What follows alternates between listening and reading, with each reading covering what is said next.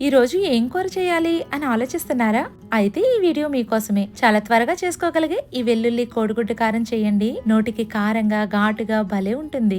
దీనికోసం 2 యాలకులు, లవంగాలు 3, హాఫ్ టీ స్పూన్ సోంపు, హాఫ్ టీ స్పూన్ మిరియాలు, 1 టీ స్పూన్ జీలకర్ర, రుచికి సరిపడా ఉప్పు, 1 టీ స్పూన్ కారం, ఉప్పు మినహాయించి మిగతా అన్ని ఇంగ్రీడియంట్స్ ని రోట్లో వేసి కచ్చాపచ్చాగా దంచుకోవాలి. తర్వాత ఇందులోనే 10 నుండి 12 వెల్లుల్లి రేకలు, కారం, ఉప్పు ఇవన్నీ వేసి దంచుకోవాలి. మీ దగ్గర రోలు లేనట్లయితే ఇవన్నీ ఒకసారి మిక్సీ జార్లో వేసి కచ్చాపచ్చాగా గ్రైండ్ చేసుకుని పక్కన పెట్టుకోండి.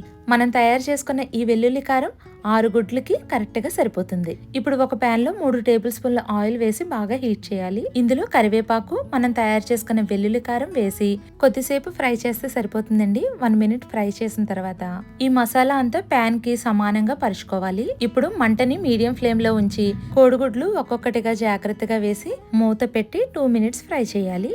2 మినిట్స్ తర్వాత కింద లేయర్ అంతా చక్కగా ఫ్రై అవుతుంది. ఇప్పుడు ప్రతి గుడ్డుని ఈ విధంగా కట్ చేసి ఫ్లిప్ చేసిన తర్వాత రెండో వైపును కూడా కొద్దిసేపు ఫ్రై చేస్తే మన వెల్లుల్లి కోడిగుడ్డు కారం తయారవుతుంది. వేడి వేడి అన్నంలో ఈ వెల్లుల్లి కోడిగుడ్డు కారాన్ని వేసుకుని తినండి. మాటలు లేవు, మాట్లాడుకోవడాలు లేవు, ఓన్లీ తినడమే. నా వీడియో నచ్చితే లైక్ చేసి సబ్స్క్రైబ్ చేయండి.